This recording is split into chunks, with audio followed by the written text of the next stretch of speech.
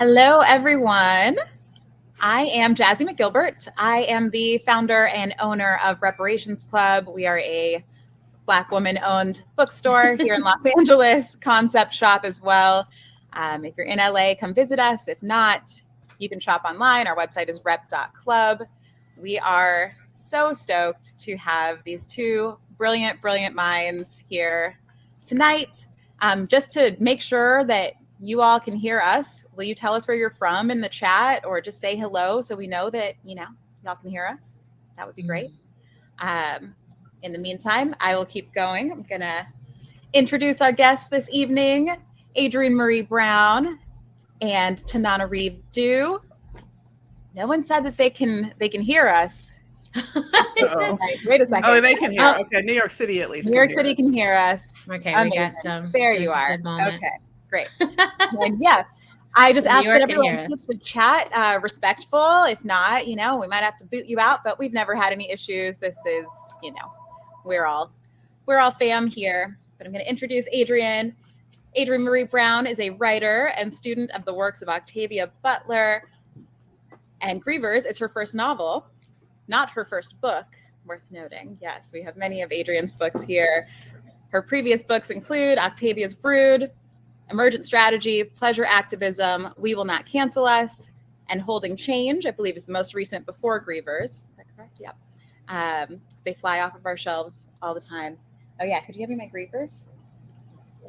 And her visionary fiction has appeared in the, how do you say this, Adrienne? The Funambulist, Harvard Design Review, and Dark Mountain. Tananarive Due is an award-winning author who teaches Black Horror and Afrofuturism at UCLA. We have so many UCLA students in our community here in Los Angeles. We had one of your students here the other day who was so excited about this event and is probably in the audience. A leading voice in Black speculative fiction for more than 20 years, Due has won an American Book Award, an NAACP Image Award, a British Fantasy Award, and her writing has been included in Best of the Year anthologies. Her books include Ghost Summer, Stories, My Soul to Keep, and The Good House, all of which are on our website and available at Rep Club. So we are very, very excited to talk about Grievers. We were just talking about how it is a love letter to Detroit. I've been reading it. I have some questions I'm going to be dropping in because I am enthralled. I've been underlining like crazy. I will start by saying this is some of the best writing about grief I have ever read. This store was born from grief. My mother passed away 9 months before I opened it. And wow, it's really difficult. Like a lot of the stuff is written about grief and death just veers so quickly toward corny and has not spoken to the experience that I have felt. This has. So thank you for this. Thank you. Thank you. Sending love for your mama, please. Yes, I understand. I lost my mother in 2012, so okay. Yeah. I understand that. It's yes, it is a process. It's like this cyclical thing that never ends, but some really beautiful things are born of it too, including this space and this book. So thank you is what I wanted to say firstly. And I'm going to throw it to you both. I will be here in the chat, and if our audience has any questions, please use the ask a question function down at the bottom, and then we will make sure that we get to them. Thank you all so much. I am heading out, but enjoy. Well, thank you for that beautiful introduction. That's so sweet. And full disclosure, everyone, Adrienne and I are friends. We love each other. We love each other. So we are just going to be talking here, and we're happy that you're here too. But I'm just thrilled to have a chance to sit down with you, Adrienne. It's been far too long. And I want to start with the photograph I think I see behind you of Octavia Butler. I'm pretty sure. Yes. Because there's a whole little Octavia, look my at you. Octavia shrine here. So, I have one behind me, but it got cut out in the but in any case, let's talk about Octavia real fast because I know admirer is not the right word of how you feel about her and her work, but how would you characterize what her writing gave you? And as a part of her Afrofuturist lineage, what did you hope to give readers and yourself as a writer through Grievers? That's a great question. Well, Octavia I feel like the books that she wrote were so practical, were so clear. Like, even though they were these big, bombastic, fantastic ideas, what she was giving us, like line by line, was like, here's how you be a human under these conditions. Here's what we need to learn. Here's what we need to face. Here's how we need to do this. And I have always felt really daunted. You know, like I love Baldwin, I love Toni Morrison, I love like these really incredible writers. And I've always really felt daunted by the idea of how they wrote what they wrote, you know? And Octavia, I felt like was like a Bible. Like I would go read these other things and then come back to her and be like, okay, but the ideas are all in here. And you know, she talked about that she was like, this is not, I don't see this as prophecy. I see this as a warning. I see this as pointing to like, this is most likely what's going to happen. I see this as a logical conclusion to our choices. And I think she was a consequence writer.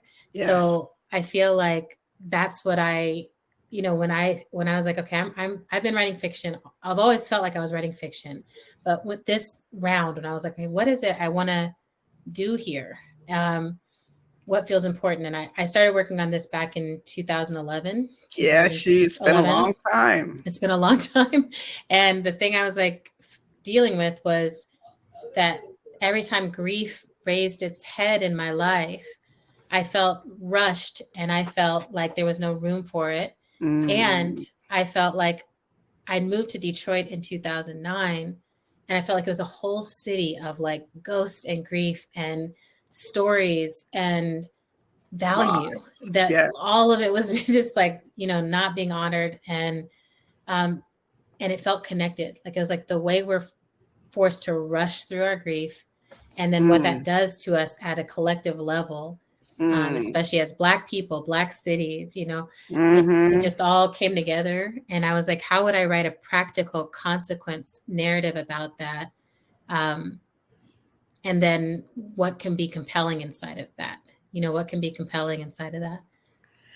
You know, you mentioned that it's been a long time since you first came up. It's been a long time. And I saw much, much, much earlier versions of this, which is part of the reason I'm just bursting with so much excitement that I want people to know, I'm like, I took the Voices of Our Nation training, the first speculative fiction workshop, which started on Octavia Butler's birthday that year. Oh, yes. Where you were the teacher, and that class was incredible. It was incredible. Incredible. But this is the story, you know, short story that I workshopped in that class.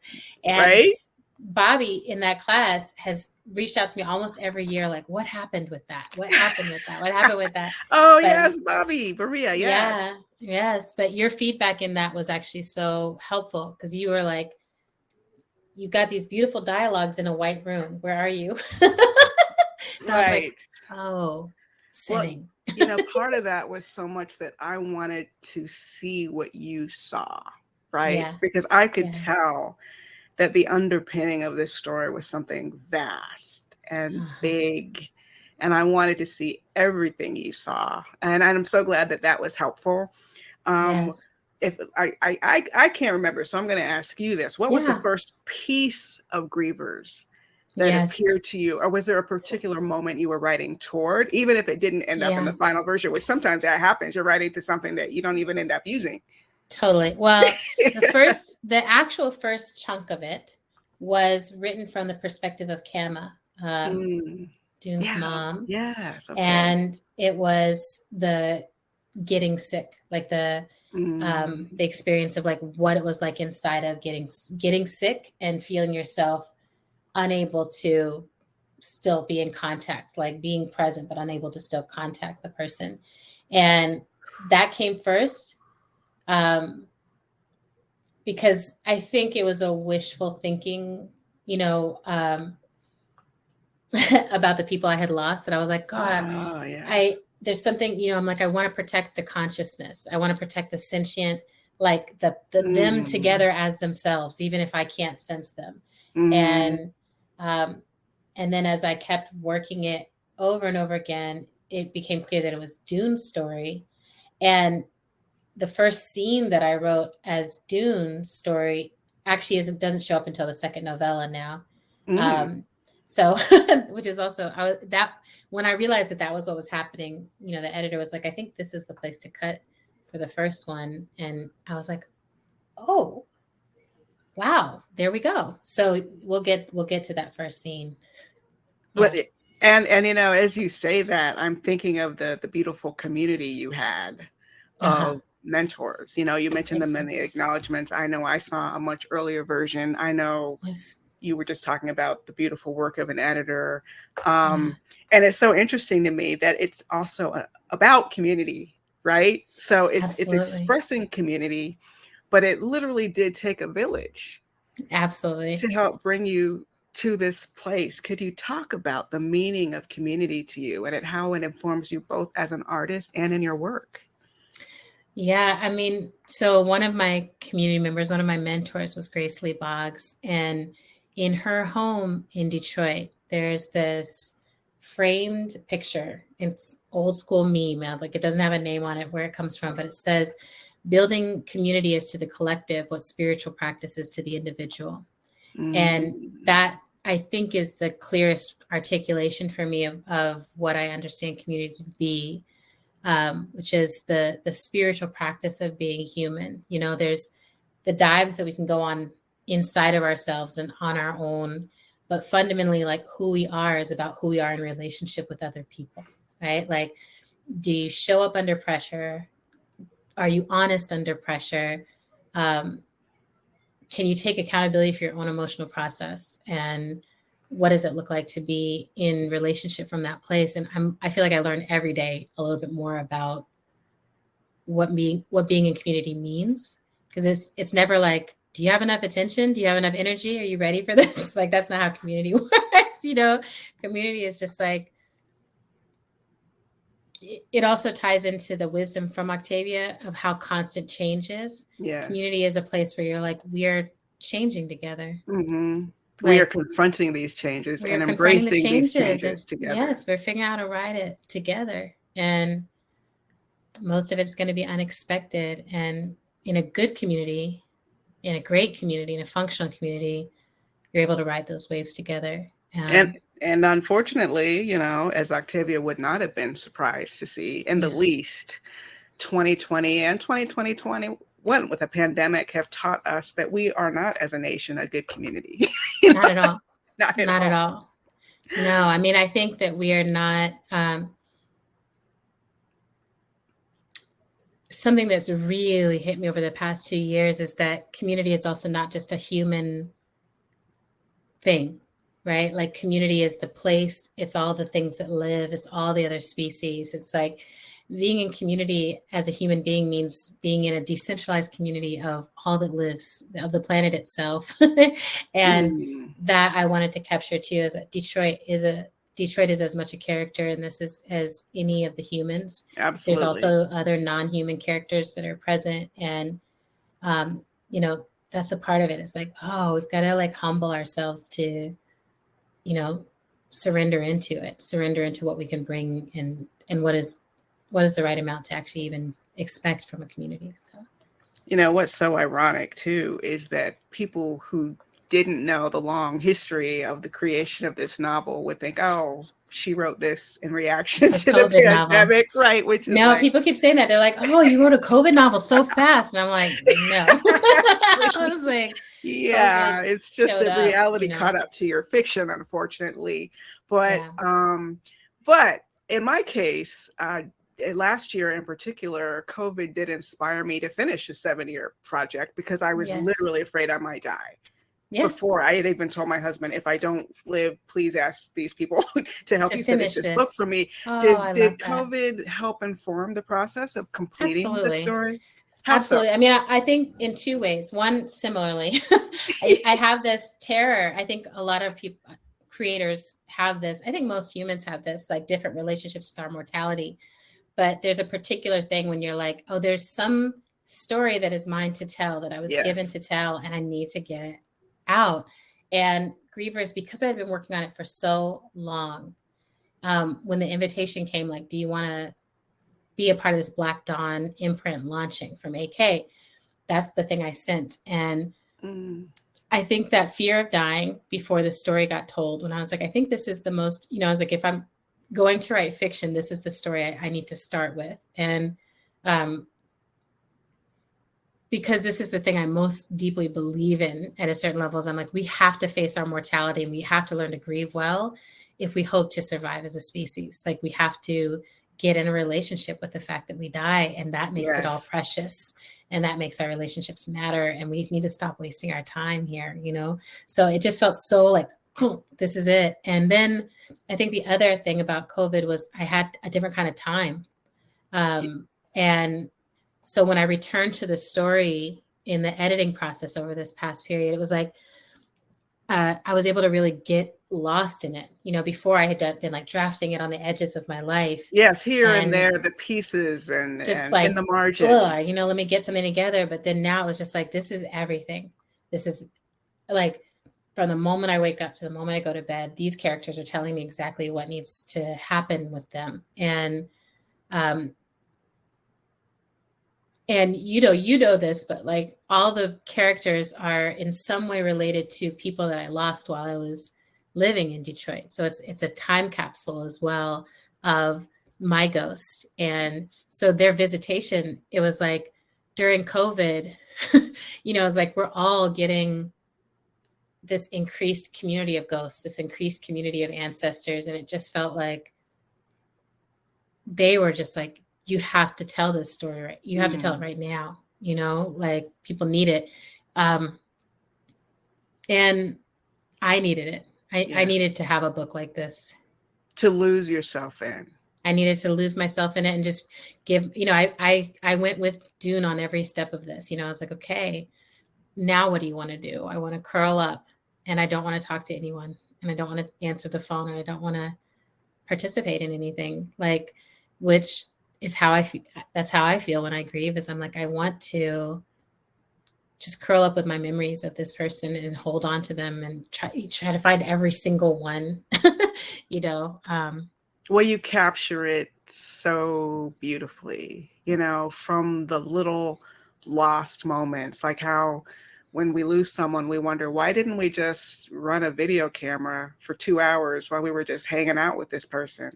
Yes. Why didn't we, you know, like because the absence is so staggering and really incomprehensible. That's the bottom line. And that's why, yes, it's worthy of not just a book, but a series of books, because we cannot comprehend death and we cannot comprehend in some ways our own mortality, which is what I think leads to the denial that we're seeing in terms of COVID. It's maybe it's the thing that keeps us from curling up in bed all day. You know, that denial is maybe a tool that sometimes we weaponize, but grief I think this book feels so personal because grief is so universal. And it's so interesting though, that it's universal, but so few people write about it. And I'm not proud to say this, but I had a colleague once who lost her husband suddenly, and her grief was so big and again, incomprehensible. I could not comfort her, you know. It was like I was almost afraid that it was oh my God, is my husband going to die right now too? You know what I mean? That's right. It was like, no, I do think that we act like it's contagious without realizing it's inevitable. Right? It's like, this is actually what all of us have to face. And, you know, people do live their whole lives without turning and facing it, or facing it at the last minute. And that's a choice. And all of these choices, I think all of them are I understand them, right? I can have empathy for them. But then I think something shifts where when you are a marginalized people, or people who have faced genocidal attempts, when you have survived that, and when you're people who, you know, like the fact that like going through COVID was us both facing these increased numbers, you know, these heightened numbers of death, because we tend to be in the working class, the essential workers, like facing that, facing the increased poverty, facing the increased risk, and then still having to take to the streets and protest, because still, even in those conditions, we're still the most targeted people by the police. It was like, at a certain level, that kind of imbalanced grief takes a different toll. And I wanted to also speak about that I'm like, there's one thing, and because I've experienced both kind of deaths. I've experienced a death where it's like, this person lived a long life and they were loved. They got to tell everyone roses. Goodbye. Yes. Do you know what I'm saying? They got appreciated. That people knew. They got to live a whole life. And then I've seen it the other way, where it was like, that's not fair. That is not right. That is not okay. Mm-hmm. And that would not have happened to them if they were a different race, a different gender, a different class. It would not have happened that way. Right. So holding those things and just being like, there's something particular about Black grief that I wanted to touch it, you know. I just wanted to touch it. I wanted to see, like, if we're given so much of it, is there something we're supposed to do? Is there something that, some way to harness that to, I'm like, I can't even finish the sentence without spoiling the next two pieces of the book. Okay. But like, you know what I'm saying? It's like, how do we harness this thing that is happening to us constantly? I'm very intrigued by the word harness. Exactly. Right. As like, I feel like Dune, you know, we start to see her in this book turn and face it for herself. And that felt really important, is to get close to it and just be like, because I've had the same experience. I've had people close to me lose folks, and I feel the internal, like, wanting to recoil from it, because I'm like, don't let that touch you. And then what do you do if it's touching, if it's touching everyone, if there's no, you can't escape it in that way. And so then the timing of COVID has been really deep in the writing process, because I'm like, oh, like, at times I have felt uniquely close to death. And I have a lot of people in my life, in my circle, who are like, it's just like, wow, do we lose more people than anyone? And now it's like 1 in 500 people in this country have died. Like, if you haven't been touched by it, that's the rare case. Right? Absolutely. So we have to deal with it. But even in a community of grieving, so often we feel alone with grief, because grief is different for everyone. And one of the beautiful parts of Grievers is the many shades of grief that you validate, you know, in this storytelling. So whether it's not being able to speak or whatever it is. Oh, and you know, one thing before I forget, because I'm at that age, I don't think it's too spoilery to say that what causes the disease is not the point of this story. Okay. Right. But in your heart and mind, what causes this disease? So in my heart and mind, the thing I want to most closely align it with is the climate catastrophe that we're in right now, right? Where it's like, there's some of that is nature. And then there's some of that is because of the consequences of decisions that men have made. And the same thing is happening with this, where there is a consequence. There's something that men have made that creates this condition, but then it partners up with something that is inevitable. And at the root of that inevitability is Black grief, is that Black people are so overwhelmed with grief that they will not go on. And what happens then? Well, it just feels, you know, sometimes I like to say that we can see reality more clearly through fiction. Yeah. And even though this book isn't real, it feels true. I mean, every page after page after page, I was underlining, oh, this is so true. This is so true about my relationship with my mother. I'm like, wait, were you spying on me? Did you know about my father's obsessions? Did you know? You know, it's like, because so many of our experiences are so similar, especially in activism. And I don't want to go any farther without talking about activism, because you have an activism background. You are also a community builder. Characters in this book are community builders, memory keepers. Yes. How has activism inspired your work? Well, you know, I mean, I do believe all organizing is science fiction, right? Like, I really believe that we are trying to shape the future because we're aware of the conditions we're in, and we believe we can figure this out in a better way. And still, we're futurists. You know, we are facing the present and saying we'll get involved. But I also think that a lot of organizing is driven by grief. Right. Like I think a lot of us end up in movement because we have lost a person or a place or an inch of our dignity or something else that's like, I can't live without that. And no one should have to live without that. And here I go, I'm going to fight. And I don't think that makes us good at handling grief inside of movement. And I want to uplift my friend Malkia Devich-Cyril is an incredible writer who wrote an essay that's in Holding Change about grief and about grief in movement specifically. But that's one of the things that has shown up a lot in my work is like, how do we not just fight for the future, but actually get to feel in the present and feel the grief that we're experiencing? And I think if we feel it, it would shape us in a way, you know, it'd shape us like we're not going to continue to treat each other the way that we treat each other. And, you know, I think that that's one of the ways that grief has really shifted me is I'm like, I want the words, I want the care, I want the way that I participate in my humanity to be one that honors my ancestors and honors my future ancestorship. And, I don't want to lie and I don't want to waste time. So, you know, so I'm like, if we're not in a relationship, we're not, and I'm going to let that go. But for the people that I am in relationship with in this lifetime, I want to show up and I want to fight for them. And sometimes that looks like organizing. And sometimes that looks like being a doula. And sometimes that looks like writing a story. Yeah, that's beautiful. And in writing a story, much like Octavia, you know, she was so often called a pessimist.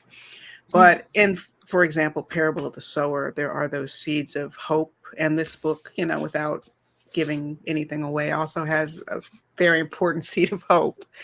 And I think that's one thing that activists really need to cling to. I see someone quoting your book in chat, and I tell you, I don't have time to read all the passages that I have underlined, but there was one about activism. It was a familiar feeling when it seems like the world can be changed by some action that happens at the scale of a few committed people. I'm like, yes, that was my mother in 1959 with her sister knocking on doors in her dormitory at Florida A&M University that helped ignite the sit-in movement in Tallahassee. Exactly. But then years later, when they're older and they're gray, their faces are drooping. They're despairing because they see the clock turning back. And they've lost hope in a way I didn't even get. You know, I was like in the 90s, I was like, what are you guys talking about? You know, things are really changing. And then it's like, oh, wow, she must have seen 2020 coming, you know? That's right. Well, and I do think that I hope that the book shows people this. I hope that this is communicated, but if not, you know, I'll just keep saying it. It's just like, we have to face these things. We cannot keep ignoring them, right? We cannot keep ignoring what happens when we lose our people and how devastating that is. And it can't always be a personal responsibility and a personal burden, which is how I think grief happens now. It's like, the number of times when I haven't heard from someone for a long time and then I reach out to them and it's like, oh yeah, I lost this person. And it's just like, I disappeared. I'm like, that's how grief currently happens. And I think it should happen in a really different way.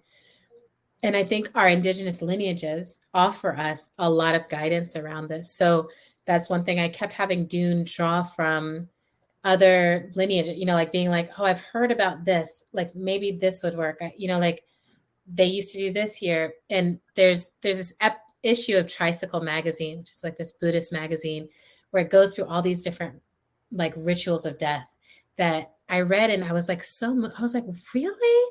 There's places where you keep the body with you. And as a family, you wash it and prepare it to move through the transition.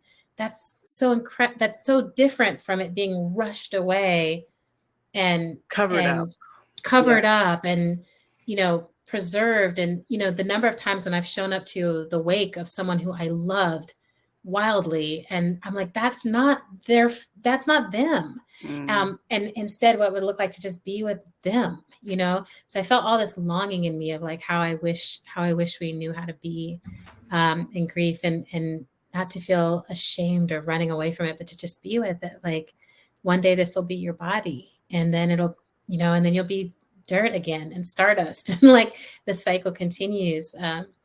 So yeah. And loss is inevitable. We don't get through life unscathed, and usually not without loss, unless we ourselves pass away very young. Right. So exactly. I think this is such a brilliant guide. It's not a big enough word, but for all of us who are trying to process loss and finding validation in our process and community as readers, right? As readers and grievers. It's a book that's for all of us, whether or not we know Detroit. But let's talk about Detroit. You've left Detroit now. You said you're in Durham now. Yes. But Detroit is in your spirit. Yeah. What did you want your audiences to learn about Detroit? Well, I love Detroit. I think it's one of our sacred cities. I think it's one of the sacred human experiments. And part of what drew me to Detroit initially was the fact that capitalism had abandoned the city in a lot of ways. But the people didn't leave. All these people chose to stay in the city. And even when it was like, it doesn't make sense. And what they created in that staying were all these community experiments, right? They were making a way out of no way, and they were embodying their solutions, right? They were challenged, actually. They were challenged. The activists were challenged. They were like, well, don't just critique us. What are you going to do? And a million flowers bloomed in response to that critique, right? And so by the time I came, which was in 2006 or 2009 is when I actually moved there, but 2006 was the first time I visited the city. By the time I got there, it was like there were efforts in mediation as a alternative to calling the police. There were community gardens everywhere. There were community bike shops everywhere. There was food justice circles and food justice policy being developed. And like, it was just all these things that was like, this is what everyone else is talking about. And y'all are actually like really experimenting in a way that is not, at that point, it was not reliant on philanthropy. It was not reliant on the approval of anyone wealthy, because they weren't there, right? So it was like folks having to contend with themselves and do this experiment.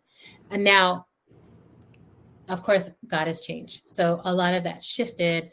Money came pouring into the city, right? And changed the dynamics. And I think there's a lot of conversation to happen around what economy actually aligns with liberation and justice work, because it's not capitalism, and philanthropy is a function of capitalism. So there's a limit to how free we can get with that as a bind on us. But I wanted people to experience the innovation, the creativity, the Black creativity of Detroit, the multiracial dynamic organizing of Detroit, and literally the culture of it at the street level. So I wanted people to really get a sense of, every time I would drive around or be around someone who was a lifelong Detroiter or long-term Detroiter, they would be pointing out to me the whole time, like, oh, that right there used to be the Motown building. And actually this whole thing happened. That right there used to be this person's house. And oh, she cooked the best this. And like everything was a story. It's Black bottom area. Yeah. So funny you say that, because now that I think about it, the last time I was in Detroit, I had a columnist drive me around, and it was very similar. Exactly, because people who have loved Detroit are like, it's like they're seeing always seeing the cartography of what was there laid on top of what is there. And that's the ghost city that's still there because it's remembered by the people who are there. And that was a major thing that I wanted to capture. It's like, you can take a lot from Detroit, but you can't take away the memory. The Detroiters hold the memory of Detroit in a way that it can't be erased. And I know that's true of other cities and other places, but I wanted to capture it there. I wanted people to really feel like this is what it felt like to be in the Cass Corridor in this period of history. Not well, Dune is there, certainly not. And speaking of Dune, where does that name come from? And who is Dune? Is Dune based on someone from life? Yes. So the initial sketch of Dune is an organizer who's named Shetty R., who passed away a few years ago. And but before I knew that Dune was Dune, based off Shetty, I knew that there was this daughter character, and I knew that she was someone who was like, I could see her in my mind. And she's named after Dune, which is one of my favorite sci-fi classic. I thought maybe stories. That might have something to do with it. Yeah. Yeah. So because I wanted to nod to like those of us who are born into sci-fi nerd parents, it's because, you know, my dad is a Trekkie and I grew up in a Trekkie household, and it gives you a certain worldview, right? If you are immersed in that early. Dune is another worldview, and that fear is the mind killer, wisdom, right? Is like, it's important for Dune to also be able to access that. But I wanted people to have a sense of like, her mother was the kind of Black woman who was reading science fiction and taking it very seriously, and who was organizing, and who saw herself in relationship to other worlds, right? In relationship to places where people were very innovative and figured out how to survive. So the planet where Dune is based, people literally live in these suits that capture their water and process it, the sweat of their bodies, and process that so that they have water because they're in the desert. And I was just like, that's like what Detroit is doing too. True. Right? It's finding the fertility of this place and making it live and sing enough for them to survive there, where other people would look and see that only ruins. So those are some of the root systems of Dune. The ingenuity too of Dune as a character and what she's building, the mission she sets for herself, and the ingenuity of the people you're talking about with the community gardens and the alternatives to policing. That is like the one aspect of the pandemic that I have been really grateful to witness, which is how humans have pivoted.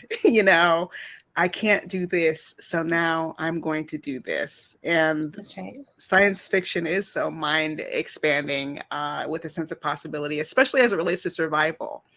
Yes. So I saw someone saying in chat that this is very, very on time. Grievers feels like it's very, very on time, and it's really capturing the moment we're in, even though it was so many years in the making. Yeah, I'm glad. I'm glad it feels on time. And I'm really grateful that so many people have turned to mutual aid and have tried to figure out how to stay deeply connected through technology. I'm actually, part of my outcome of COVID is that I'm putting kind of a travel ban on myself. And I feel like there's some aspect of COVID that is the climate trying to talk to us, that is the earth trying to talk to us and Absolutely. Say, slow down, stay on the ground. Like I shifted to an electric car, and I'm just like really thinking like, oh, like how can I get in a better relationship with the earth? Like how can I actually listen to this in a different way? But because I think there's something larger afoot, where it's like the request of this virus is that you pay attention to each other, pay attention to your boundaries, and pay attention to your impact. That even your breath, just something as simple as your breath, which you cannot stop doing, can have such a massive impact. And I think those lessons inside of the overwhelming grief, those lessons are a way towards life. Like there's light in that. And we have to keep, that another thing Grace always said was there's opportunity in the crisis. Well, I agree wholeheartedly. And I feel like even though you would think from the title and from the scenario that it would be a downer of a read, it's just so inspiring to me. Every page of it is so inspiring with its truth and its humanity. And frankly, it's poetry. So I just want to just tell you, girl, you put your foot in this book. You absolutely did. And it took so many different forms. I know we're going to have Q&A soon. So in chat, please if you have questions, go ahead and type them. But you mentioned sort of the final, like, because you worked on this for so long and there were so many different versions of it. That last moment of clarity, how would you describe the last moment of clarity that brought us to the final version that we see now? Final version? There were these iterations, and I kept being like, it's done. I think it's done. And my friend Janine, who I'm like, I think she's here. Janine was like, she kept being like, it's okay to ask for help. It's okay to ask other writers to look at it. It's okay to ask for that support.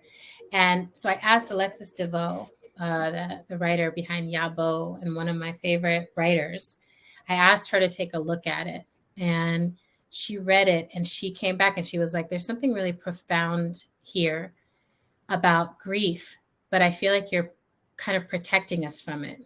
And it's like, you're feeling it, but you're not letting us fully feel it.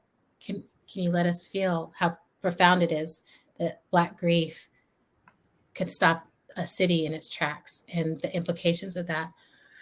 And I really appreciated that piece of feedback because it was true. You know, I was like, people expect a certain thing from me and I can't just make a book that just has people crying the whole time, you know? So I kept adding, you know, this buffer. And so that final edit was kind of stripping away the buffer.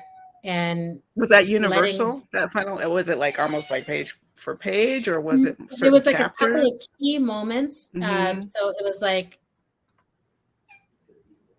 you know, the moments where Dune was like, I just want to live in my mother's bones and in her bed, you know, like just really getting into that. I'd been through an intimate cremation process with someone, and I was like, I know what it feels like to hold the bones of someone that you love. And I know how intimate that is. I need to share that, you know? So there were moments like that where it was like, not just describing it, but feeling it.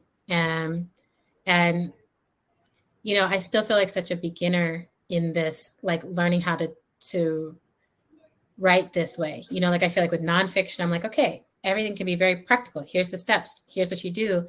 But it's so different to write a story where I don't feel like I'm fully in charge of everything. I feel like I'm listening to these characters who are like, you know, pushing the board, you know, pushing the Ouija board or whatever. They're like, it's this way, you know, like, and they're not editors, by the way, those characters. They're not editors, right? They're just like, they're very selfish. They're very like, tell me right, you know, do right by me. And I think because I also, you know, people always say that you don't write a character that's recognizable. Don't write a character that someone could recognize as someone who, you know, they've seen in life. But I felt like I wanted to break that rule here and write characters that I'm like, if you lived in Detroit and were part of movement from 2006 to now, then you will know exactly who these people are. And I like that. I wanted that. But it also meant I had to do right by them. Like I had to really step back at moments and be like, how would Charity Hicks feel about this? How would Grace Lee Boggs feel about this? How would Shetty feel about, you know, like, right, as much as I can intuit or sense into that. So yeah, that last round was really like, in the same way I say, I really credit you with helping me show people the world that I was in. I credit Alexis with helping me feel the world that I was in. Beautiful. Yeah. Well, it looks like it's time for Q&A. Hello. Hi. Thank you for that. I'm going to jump right into some questions. Something you were just talking about that I would like to start with is the editing process with something so intimate, how that feels, who you trust to read this first. I would love to know a little bit about how that process went. Yeah, I mean, I was very blessed because at early stages of this, I went to a writing workshop where I got workshopped in the story. The next year after Vona, I got into the Clarion writing workshop, which was a 6-week intensive workshop. And I worked this story in there too and got feedback on it there too. And then at multiple points, I have like sent it to people. And, you know, the devastating thing is the number of times I would be like, here, read my work. And people would be like, okay. And then crickets, right? Because, you know, folks are busy, like, and it's a heavy book. And, you know, who knows what the early drafts felt like to people, but it was just like, oh, you know, so there is that, you just have to keep persisting and being like, okay, I'm going to find the people who want to read this. And I named them in the back of the book, that there were just these folks who were like really persistent about wanting to read it and who made time or found time to give feedback. And I think that's also a growing edge for me, like, because I'm so, you know, with my nonfiction work, I'm like, I blogged it, I thought about it, I put it out in the world. I know exactly who my readers are in that realm. And even there, I've been really learning, like, well, even if I like it, like, let me get feedback on it.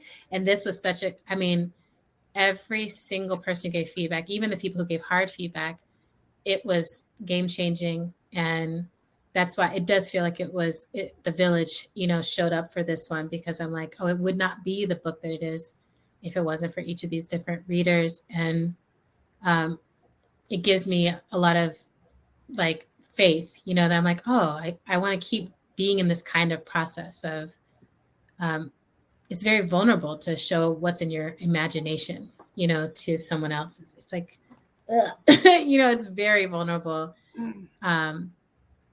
But I really love it. Like, I really love, like, now I have so many people in my life who are close friends and comrades who are like reaching out to me like, OMG, like, I need to know what happens next. I need to, was it this? Was that, you know, like, try asking me. And now I don't know how you handle this, Tananarive, but, you know, maybe you could teach me, because I'm like, I do want to process this with people. And I also don't want to spoil what's coming next for anyone who's going to read it. So, well, the only advice I will give there is I think it is impossible to talk a project to death. Yes. I had to impose a rule on myself, especially this long book I was working on, that I was not allowed to tweet about it, talk about it, describe it to anybody if I had not written that day. Oh, I like that. Yeah, that very day. I like that. Is the long book the one about the school in Florida? Yeah, the Dozers. It's the fictionalized version of the Dozier School. I'm so the reformatory. ready for that book tonight. It's been a long time. I mean, that's also a devastating, you know, that's also a book of taking a personal devastation and putting it in. What do you do with the grief? For me, it was a fantasy, you know, like if it had been different. Yes, that's right. So we've got another question here. This one is, how or do you see your writing as writing of sci-fi as a divergence from the genre as widely known? I was thinking about this as well, how you're just no genre can hold it. I'm thinking of your writing as not utopia or dystopia, but sitting more with grief, the recognition of living and dying, and not overcoming to a land of utopia, dystopia. Thinking also of activism, change is creating space for more change. But yeah. Well, a few years ago in 2015, my friend Walida E. and I put out this book called Octavia's Brood, and the organizing principle of it is visionary fiction, which we saw as a kind of, we called it genre side, but like really breaking down some of the barriers between genres that feel like they keep us from being able to be in a storytelling with each other. You know, like I recently finished The Prophets by Robert Jones Jr. And I'm like, that to me is a speculative fiction, science fiction, magical fantasy, magical reality, you know, like it's historical, magical realism, you know, like it's all those things. I'm like, I love it because it tells the truth by dancing across these different genres. And I would say for mine that I wanted something that really honored visionary fiction, which meant that the change would not come from like some top-down singular hero, which meant that we were going to deal with what the marginalized or oppressed peoples were experiencing and feeling, and which meant that it would not be utopian or dystopian, but it would be real and it would give people a sense of something to move towards, something moves forward towards. So, you know, I think I did, you know, I'm going to wait to see if Walida gives it the final thumbs up, but I think it's solidly visionary fiction. Awesome. Okay, I've got another one here. So I'm still reading, but is the virus H8 a metaphor for hate, or am I reading into things? You're totally not reading into things. You know, it is. Missed that. Yeah. So it's so interesting. Some people are like, boom, got it. Hate, obviously. Some people are like H8. No idea what that could be. Right. And it's a little bit of both, you know, like for me, it was initially like a holder when I was writing it. And then I was like, actually, I'm going to leave it. It feels like it is what it's called. And it is what it feels like, you know, like when you feel into the risks that people have taken with Black life, when you feel into, you know, like just looking at Detroit alone, you know, just looking at Ayanna Jones's story, just looking at the story of a 7-year-old getting shot in her grandmother's front room. I'm like, there's hate in that. And there's no other way to describe it, that wouldn't be something that everyone would stop business as usual and say, this can never happen again. How do we change everything? It's like hate is the thing that has to heal in order for something else to emerge. And I don't think hate can heal until we actually grieve from the hate crimes, the hate crime that has been persistent for these centuries. Thank you. And I have a question, an interjection for you both. How does it feel, both holding Octavia Butler's work in the place that you do? How does it feel to so often be compared to Octavia and her work? What does that feel like? And even just some of the things in the writing process that I see mirroring things that people say about Octavia, the prophecy of it all, and you saying you wrote this before this all happened. It's just, I don't know, to see this continuously playing out. What does that feel like for you both? That's hard to receive. That's tough. I have to be honest, because I feel like I had such a different experience. I mean, honestly, I don't know that I would have been a writer if I had grown up in Octavia's shoes. The fact that she overcame so much and held on to that astounds me. I had a mother who bought me a copy of Writer's Market every year. You know what I mean? Yes. And I lived a comfortable middle-class lifestyle in a 2-parent home. So yes. Of course it's an honor, but I don't myself see it. I don't myself see it. You know, I see it in your work. In the first thing that drew me to Octavia's work was the fact that we were watching these Black protagonists who society did not know how to hold or deal with, have to figure out how to hold and deal with themselves and with their own power. And I feel like I've seen that in each of your pieces of work. That is a continuous theme. That's like one of your patterns, right? It's like you write about these Black women that deserve space and you give it to them, you know, especially the Black Immortal series. I just feel like that is a continuation of ideas that Octavia was holding. Well, bless you for that. And I have to admit, obviously, I felt very much the same way reading Grievers. You know, Grievers is more of that Parable of the Sower landscape, you know, although it's nothing like Parable of the Sower, of course, very different scenarios, but having to learn how to survive in the face of the unthinkable, which I think is what really feeds both of us as writers. You know, we're looking, I know I'm looking for those skills myself, but I kept thinking as I was reading, and I honestly, I wish Octavia could have read this. I wish, because I really feel like, I know she would have loved it. I know she would have felt like, okay, right. But, you know, like you want to see other young artists come behind you and carry on the song. Sing the song, right? Make sure we don't forget the tune, and definitely see a lot of shades of Octavia in this. No question. Yeah. I felt like there was no, you know, I was like, everyone knows what I'm trying to do. Everyone knows who I worship. Everyone knows who I study. And so I didn't feel like I tried to hide my hand at all that Octavia influenced me. You know, I was just like, she does. I feel like we should have, you know, Black genderqueer protagonists who are trying to figure out how to survive, like, you know. And I also feel like one of the people who, I loved Octavia's work so much, and I don't feel like she was done with it when she died. And it's been 15 years in without her, which is also wild to me. It is. But I feel like it is time that a lot of people are writing stories that pick up the kind of labor that she was up to. Like, I think a lot of us need to be writing stories that look at the headlines of our time and say, what if only, and if this goes on. Like, we need to harness the anger that we feel and the grief and the fear, and we need to shape God, right?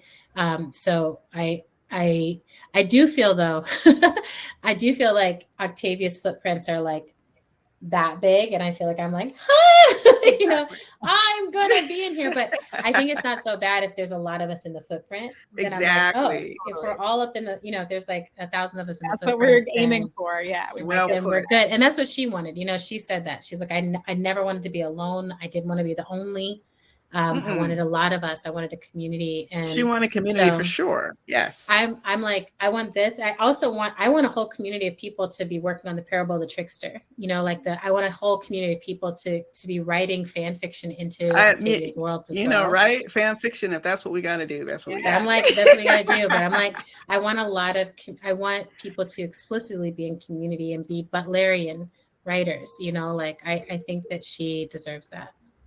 Agreed. Another question. I was struck by the camaraderie we saw at the height of the pandemic and reflected in this book. Do you feel that some answer to the question of whether humans are fundamentally good? I feel like humans are fundamentally human.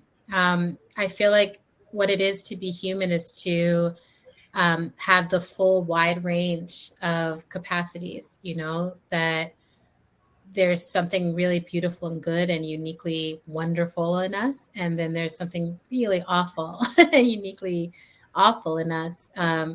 And I do think I land on the side often of like, dang, we really are not like the best thing for this planet. And I know Octavia also landed there often, that it's hard to look at what we choose to do over and over again with our intelligence and to think, yeah, we're good. But, Toshi and I just started doing Wild Seed for the podcast we're doing. And, she really looked at the range of humanity, right? And so I think when moments like this pandemic happen, where we put our attention to is actually grows the kind of humans that we will produce. So I am putting my attention, throughout this pandemic. Initially, I was so terrified that my energy was all going towards the unvaccinated and the unmasked and the this and the that. And I'm like, I can't attend to that, right? Like that way of, what I understand that way of being to be is not in alignment with compatibility with the future and this planet. So I'm bringing my attention to the people who do seem to be compatible with this planet and interested in being here. And those people are showing up for each other. Those people are knitting something that can hold all of us as we hopefully survive the collapse of these inhumane systems that are currently predominant in Western society. Yeah, we don't have to convert, we have to lead, right? Yes, so leading means that even people who don't believe in you eventually may just see, oh, okay, well, that's the road that's paved. Yeah, or those, literally, those people are living. Right? Yeah, those people are living. And I do think that we're in a really interesting moment right now where people are on their deathbed dying of COVID saying, I don't have this. Right. Denial. So amazing denial. That can only happen because we've misunderstood the power of story. Right. There's a story that they have been told that is so much more compelling than reality for them, that even on their deathbed, they can't be in reality. And I want to write a story that compels people to be in reality, right? I want to write stories, and we can choose how to be in reality, and we don't have to be good. I don't think we have to be good. I think we have to be willing to be with our full range, and then recognize that we get to choose what we uphold and what we practice collectively. Dune does a lot of things that are very selfish, and people might judge them, and that felt important to me. That she's not doing the right thing the whole time, but she's doing what feels true for her. And in that truth, I feel like she really honors the people she's grieving. Sometimes that's the best you can do. Tananarive, I'm curious as a horror fan, and then I feel like being a woman who loves horror is kind of under attack right now. I just see all of these think pieces about how toxic it is and this and that, and I'm like, oh, but I'm down to investigate myself and why I love this genre the way that I do.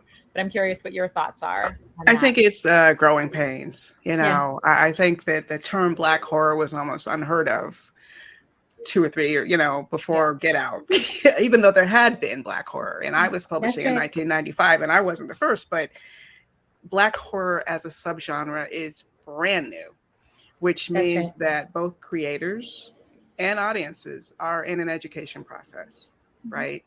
And my philosophy about it is, we're learning as people who inhabit Black bodies that when we see acts of violence, especially racist acts of violence, literal lynchings against Black bodies, we're going to have a visceral re-traumatization reaction.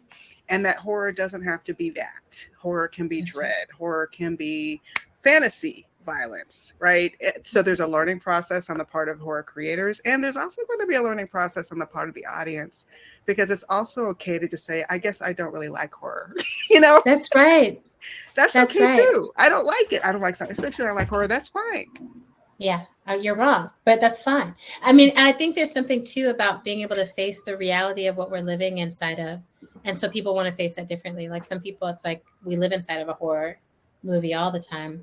And so when I'm being entertained or whatever, I want to deal with something else. But for me, the horror helps me process. I'm like watching The Purge, Forever Purge, or, watching Get Out or whatever. I'm like, this is honest. This was more honest than anything else.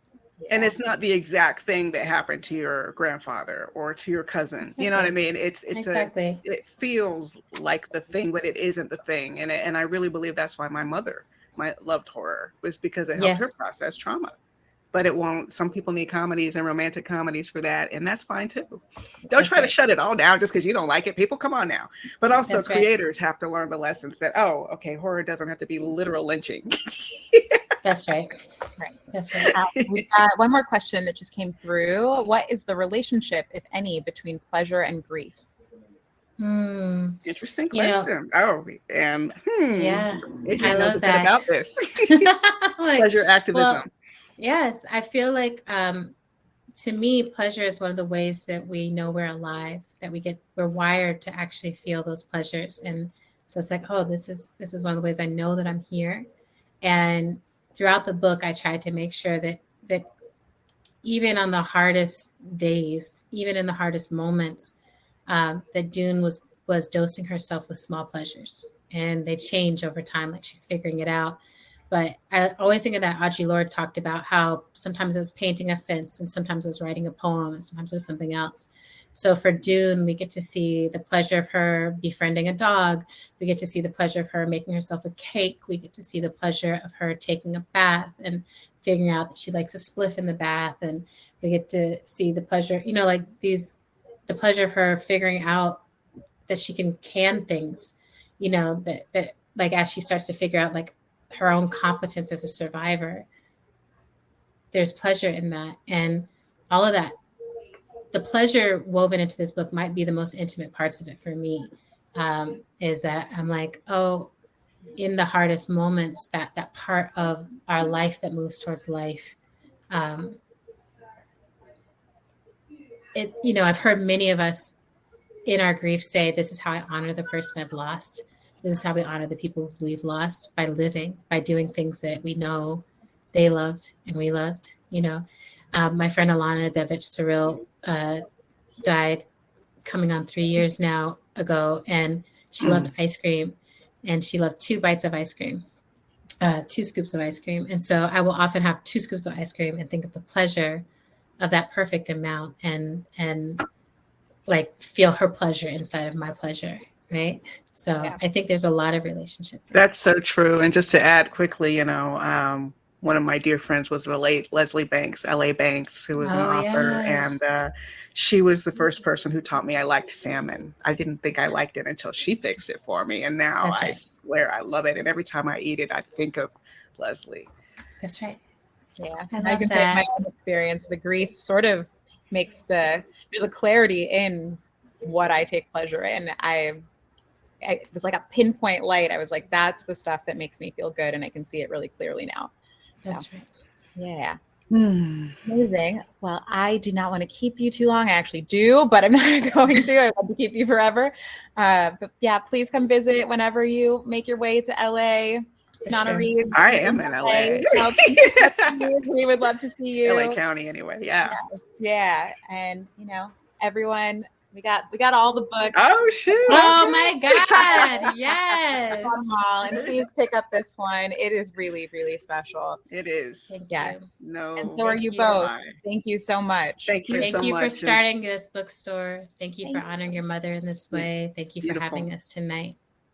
Thank you. And thank you, all of you, for being here and your beautiful questions. What a great night. You, what a hug. I love you too. I can't wait to see you. What horror should we go watch tonight? Oh, there's so much to choose from. If you haven't seen His House on Netflix, that's an excellent one. Okay. His House.